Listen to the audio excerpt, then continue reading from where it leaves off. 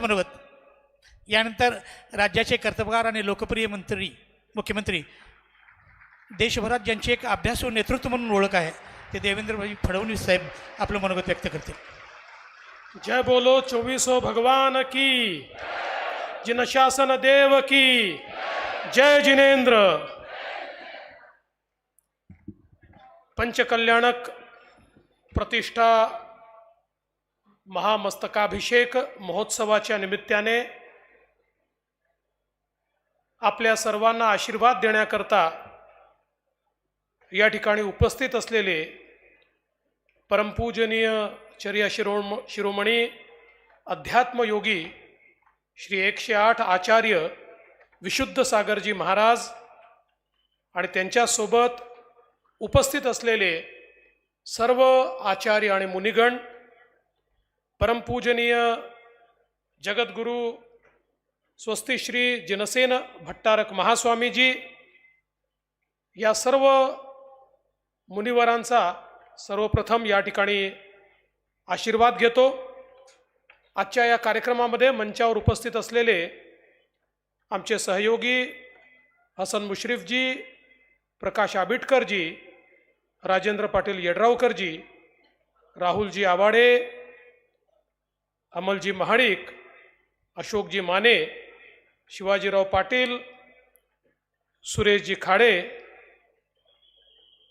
आमचे ज्येष्ठ नेते प्रकाशजी आवाडे, राजू शेट्टीजी, निवेदिताताई माने, सुरेशजी हळवणकर, ललितजी गांधी, श्री आपले भिडेगुरुजी, सरपंच संगीता तगाडे, स्वरूपाताई येड्रावकर, भालचंद्र पाटील, रावसाहेब पाटील, उत्तम पाटील, अण्णासाहेब चकोते, सागर शंभू रोटे, राजवर्धन नाईक निंबाळकर, मंचासीन सर्व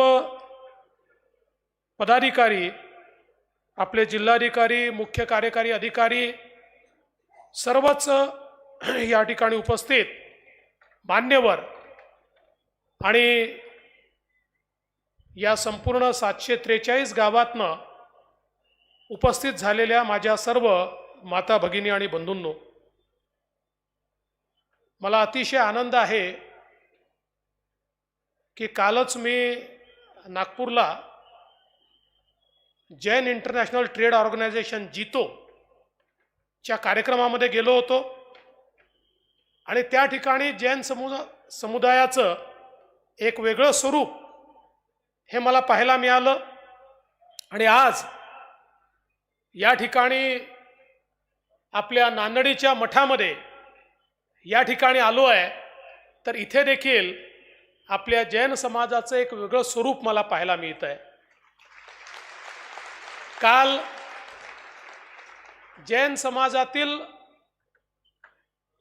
जे लोक मोठ्या प्रमाणात व्यवसाय करतात, व्यापार करतात, किंबहुना देशाच्या व्यापारामध्ये आणि देशाच्या GDP मध्ये ज्यांची मोठी हिस्सेदारी आहे, असे जैन समाजातले सर्व लोक काल मला भेटले. तर आज काळ्या आईची सेवा करून आपल्या देशाची आणि राज्याची सेवा करणारे आमचे जैन समाजाचे सर्व लोक या ठिकाणी नांदणी मठामध्ये मला पाहायला मिळाले. खरं तर मला याचा अतिशय आनंद आहे की मुख्यमंत्री झाल्यानंतर कोल्हापूर जिल्ह्यातलं माझं पहिलं आगमन हे 2000 वर्षाचा इतिहास असलेल्या या नांदणी मठामध्ये या ठिकाणी झाला. आणि मला असं वाटतं की एक मोठा इतिहास या मठाला आहे. सामाजिक कामामध्ये भट्टारक स्वामीजींची एक मोठी भूमिका आहे आणि ज्या प्रकारचं एक वेगळं जिनशासन आपल्याला या ठिकाणी पाहायला मिळतं, ते देखील मला असं वाटतं अत्यंत वेगळ्या प्रकारचं आहे, चांगलं आहे, सुंदर आहे. आणि म्हणूनच आज ज्यावेळी इथे पंचकल्याणक महोत्सव होतोय, त्याचं निमंत्रण मला या ठिकाणी आमच्या राहुल आवाडेजींनी आणि येड्रावकरजींनी दिलं. तर मी ठरवलं की कुठल्याही परिस्थितीमध्ये आपण याला उपस्थित झालं पाहिजे, आचार्यांचाही आशीर्वाद मिळेल आणि आपल्या सर्वांचेही दर्शन घेता येईल, म्हणून खरं म्हणजे मी या ठिकाणी आलो. आमचा जैन समाज आहे आणि विशेषतः आमचा जो जैन विचार आहे, आमची जी जैन तत्व आहे, ही तत्व खऱ्या अर्थानं जगा आणि जगू द्या सांगणारी तत्व आहेत. आणि म्हणूनच आपण जगाच्या पाठीवर विचार केला तर हजारो विचार तयार झाले आणि ते विचार संपून गेले, पण काहीच विचार असे आहेत की जे शाश्वत आहेत आणि त्या शाश्वत विचारातला एक शाश्वत विचार म्हणून ज्याच्याकडे पाहिलं जातं तो आमचा जैन विचार आहे. प्रत्येक जीवित, तो व्यक्ती असो की प्राणी असो, प्रत्येकाच्या जगण्याचा अधिकार हा मानणारा विचार म्हणजे आमचा जैन विचार आहे. आपण अनेक वेळा म्हणतो की पश्चिमी संस्कृतीत आणि आपल्या संस्कृतीतला फरक काय आहे, तर त्यांनी तत्व स्वीकारलेलं आहे सर्वायवल ऑफ द फिटेस्ट. ज्याच्यात शक्ती आहे तो जगेल. पण आम्ही मात्र हे तत्व स्वीकारलं नाही. आमच्या तीर्थंकरांनी, आमच्या गुरूंनी आम्हाला सांगितलं, जो जन्माला आलाय तो जगेल आणि समाज त्याला जगवेल. हा जो जगवण्याचं तत्व आम्हाला शिकवण्यात आलं, की ज्या तत्वाने आम्हाला अहिंसा देखील सांगितली आणि अपरिग्रह देखील सांगितला, की ज्या माध्यमातनं आज आपण पाहतोय की देशामध्ये जसं आमच्या जैन समाजाने सर्व क्षेत्रांमध्ये, कुठलं क्षेत्र असं नाही की ज्या क्षेत्रामध्ये जैन समाजाने प्रगती केली नाही, पण ही सगळी प्रगती करत असताना सर्वाधिक पुण्यकार्य, दानकार्य, सर्वाधिक समाजकार्य करणारा समाज हा देखील आमचा जैन समाज आहे. कारण तीच शिकवण आम्हाला आमच्या तीर्थंकरांनी दिली आहे. हा एक मोठा इतिहास जो आज आपल्या समोर मांडण्यात आला आणि हा केवळ भारत देश आहे की ज्या देशामध्ये आमचे धर्माचार्य केवळ धर्माचा विचार मांडत नाही, तर तो देशाचा विचार देखील या ठिकाणी मांडतात. आणि म्हणूनच आत्ताच ज्यावेळी परमपूजनीय आचार्य विशुद्ध सागर महाराजांनी उपदेश दिला, तो केवळ जैन धर्मापुरता उपदेश नाही दिला, तर या संपूर्ण भारतभू करता त्यांनी उपदेश दिला. या भारतभूचं कल्याण झालं पाहिजे याकरता त्यांनी उपदेश दिला. हीच खऱ्या अर्थानं आमच्या विचारामध्ये, आमच्या आचारामध्ये जे अंतर आहे ते अंतर आपल्याला या ठिकाणी पाहायला मिळतं. आणि म्हणूनच आज हा हजारो वर्षाचा जो विचार आहे की जो पुण्य पुरातन देखील आहे पण त्याच वेळी नित्य नूतन देखील आहे, तो हजारो वर्षापूर्वी देखील तेवढाच सुप्रस्तुत होता आणि हजारो वर्षानंतर देखील तो तेवढाच सुप्रस्तुत आहे. किंबहुना हा विचार आज वेगळ्या परिस्थितीमध्ये संपूर्ण जगाला स्वीकारावा लागतोय, ज्यावेळी संपूर्ण विश्वाच्या अस्तित्वावर प्रश्नचिन्ह निर्माण झालाय आणि आमचं विश्व वाचेल की नाही, आमची धरतीमाता वाचेल की नाही, अशा प्रकारचा विचार ज्यावेळेस समोर येतोय त्यावेळी त्याला वाचवण्याकरता काय केलं पाहिजे याचं उत्तर आमच्या जैन विचारामध्ये आणि तत्वांमध्ये आपल्याला पाहायला मिळतं. आणि हळूहळू जग वेगवेगळ्या नावाने का होईना, कदाचित आमच्या विचाराला ते क्रेडिट देणार नाहीत, पण वेगवेगळ्या नावाने का होईना आमचाच विचार स्वीकारता आहे, ही खऱ्या अर्थानं आमच्याकरता अत्यंत अभिमानाची आणि स्वाभिमानाची गोष्ट आहे.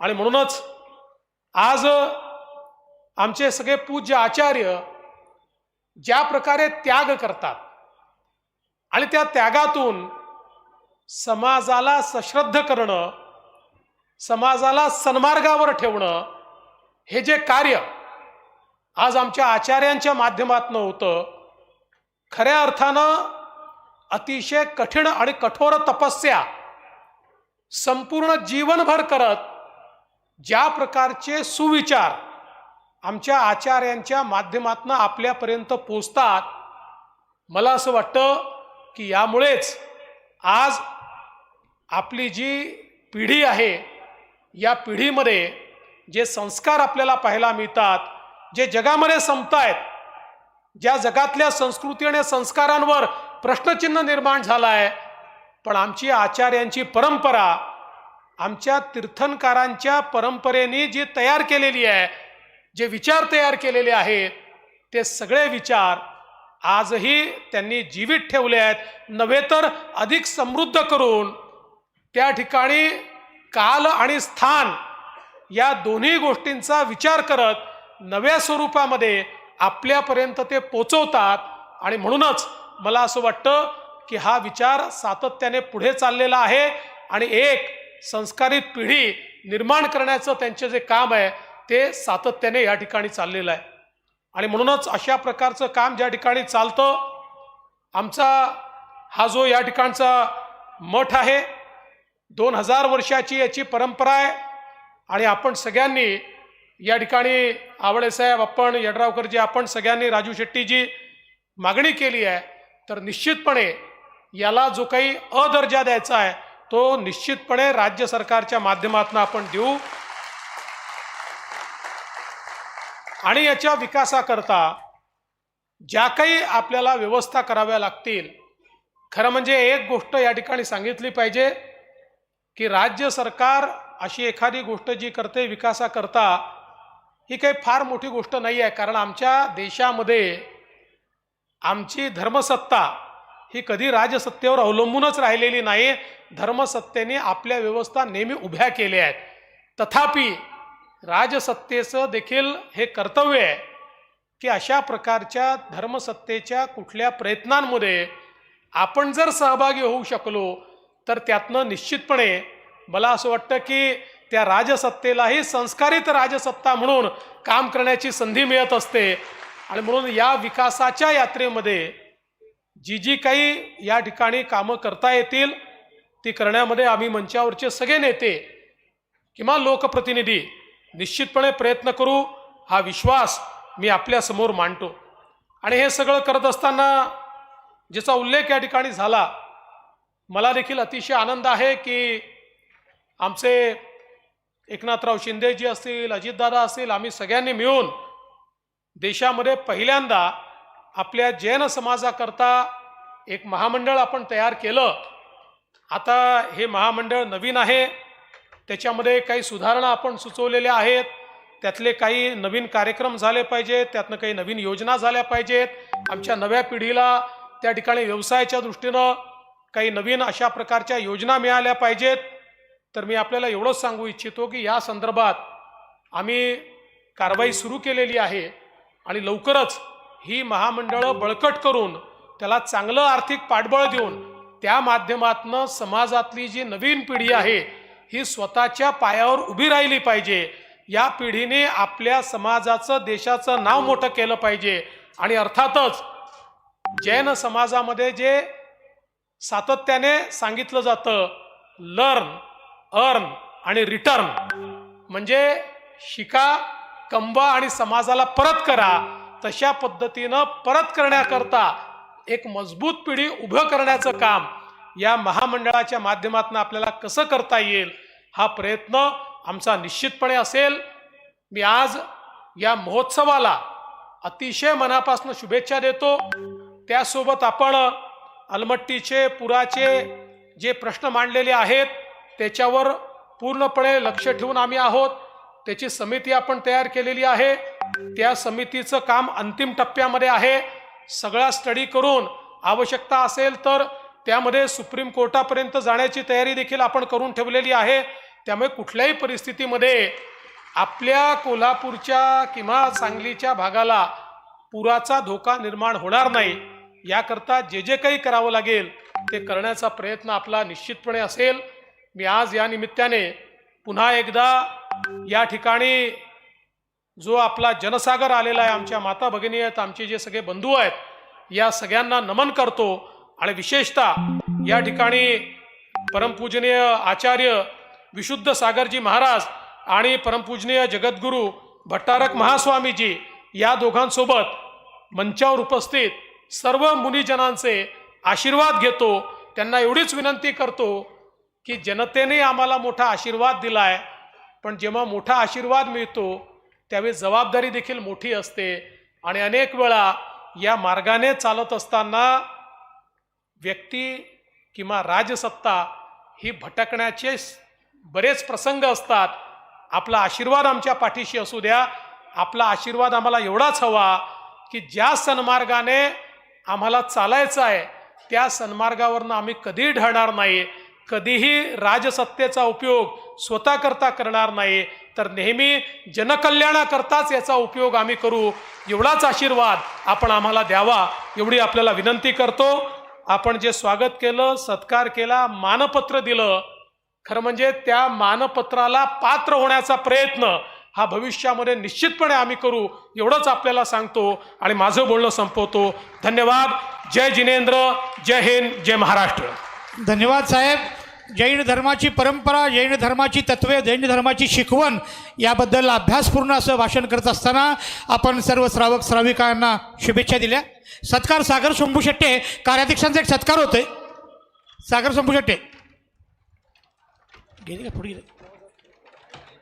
ज्यांनी हा पंचकल्याण प्रतिष्ठा महोत्सव यशस्वी करण्यासाठी गेली वर्षभर सामान्य प्रयत्न केले, सर्वांना सोबत घेऊन त्यांनी हा महोत्सव यशस्वी करण्यासाठी रात्रंदिवस कष्ट घेतले. त्या सर्वांचंच टीमवर्क आहे, सर्वांचं योगदान आहे. पण प्रातिनिधिक स्वरूपात या महोत्सव समितीचे कार्याध्यक्ष सागर शंभू शेट्टे यांचा यथोचित सन्मान या ठिकाणी विशुद्ध सागर महाराज जी द्वारा सागर शंभू रचित शेट्टे साहेब वस्तुत्व आभार व्यक्त महाकाव्य करावे, का कार्यक्रम संपवा. यहाँ पर विमोचन किया और अब मैं आमंत्रित कर रहा हूँ श्री बाबूलाल जी, योगेश कुमार जी मैनबार टीकमगढ़ और हरीश कुमार जी, प्रियंक कुमार जी, मयंक कुमार जी अजमेरा भोपाल परिवार को कि वह वस्तुत्व महाकाव्य सभी आचार्य भगवंतों को यहाँ पर अपने कर कमलों से प्रदान करेंगे और यहाँ पर यहाँ से ग्रंथ ले लेंगे. कुमारी प्रेक्षा, कुमारी साक्षी और ऐश्वर्या आकर के यहाँ से यह ग्रंथ एक वो भेज रहे हैं लेके आओ.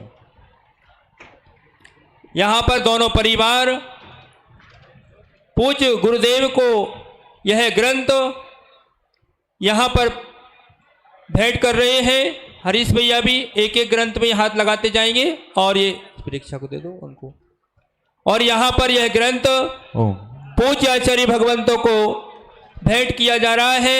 सभी लोग अनुमोदन करेंगे शास्त्र भेंट की एक बार ताली बजा करके कि हमको भी यह ग्रंथ पाठन का आनंद ले सके. कोणी जायचं नाही आहे. समोशरण अजून लागणार आहे. समोशरणामध्ये दिव्यध्वनी होणार आहे. 2 मिनिटं सगळे इथंच बसायचंय. यह वस्तुत्व महाकाव्य यहाँ पर प्रकाशन हुआ और देश के विभिन्न राज्यों में 208 स्थानों पर आज पूज्य मुनि श्री प्रणुत सागर महाराज जी के प्रयासों से देश के विभिन्न भागों में और लगभग 100